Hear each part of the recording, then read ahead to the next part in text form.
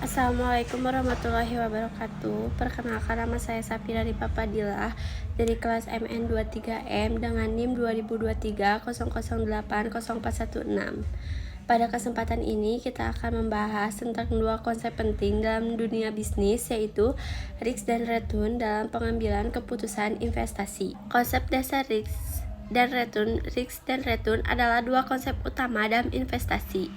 Prinsip investasi tersebut adalah high risk dan high return. Semakin besar risiko, semakin besar potensi keuntungan. Sebaliknya, risiko rendah menghasilkan return rendah. Contoh prinsip high risk dan high return: investor harus menyesuaikan pilihan investasi dengan profil risikonya. Saham memiliki potensi keuntungan tinggi namun berisiko tinggi.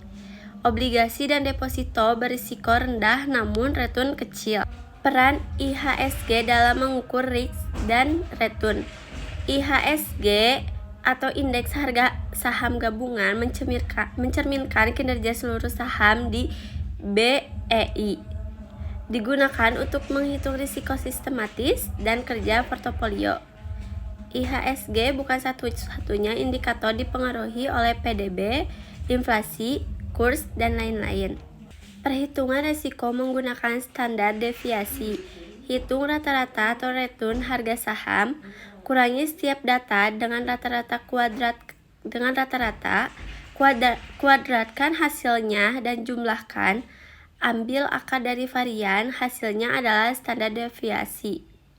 Semakin besar standar deviasi, semakin juga besar risikonya. Metode menghitung return saham yaitu ada 3. Yang pertama, rata-rata aritmatik, menjumlah semua return dibagi jumlah data.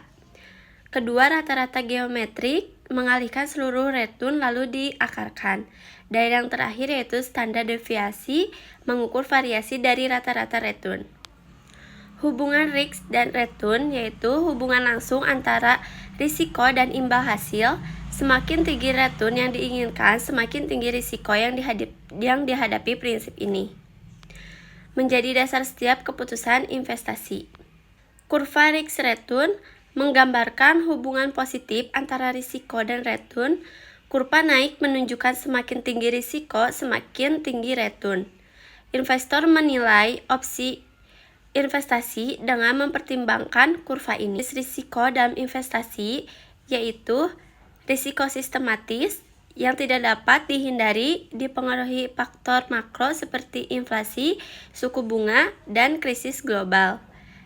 Dan ada juga risiko tidak sistematis, yaitu dapat dikurangi dengan diversifikasi terkait dengan perusahaan atau industri tersebut. Perbandingan risiko dan return antar instrumen. Saham yaitu risiko tinggi, return tinggi. Obligasi, risiko menengah, return moderat. Reksadana, risiko bervariasi tergantung jenis. Dan deposito, risiko sangat rendah, return kecil. Strategi diversifikasi portofolio. Diversifikasi mengurangi risiko tanpa mengorbankan return. Menyebarkan investasi pada berbagai aset seperti saham, obligasi, reksadana. Contohnya itu kerugian saham dapat diimbangi keuntungan dari obligasi dan membantu menjaga stabilitas portofolio investasi. Sekian presentasi dari saya. Terima kasih. Assalamualaikum warahmatullahi wabarakatuh.